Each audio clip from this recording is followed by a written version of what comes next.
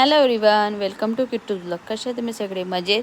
तर आता आम्ही चाललो. किट्टूला खायचं होतं आज व्हाईट सॉस पास्ता, तर त्याला आम्ही घेऊन गेलो ब्लेंडमध्ये आणि त्याला सोबतच पाहायचं होतं ब्राउनी शेक. तर तेही घेतलं होतं. इथे जिद्द करते की मला पप्पा आधी शेक घेऊन दे म्हणून.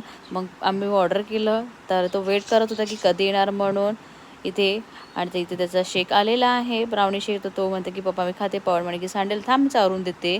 तर तो बघा रडायला लागला. आणि नंतर आमचा व्हाईट सॉस पास्ता आलेला आहे आणि तो खूपच गरम होता. तर किट्टू ट्राय करायला लागला. तर पवन म्हणे थांब गरम आहे म्हणून. तर बघा तो खायला ट्राय करत आहे, गरम आहे म्हणून सांगते त्याला.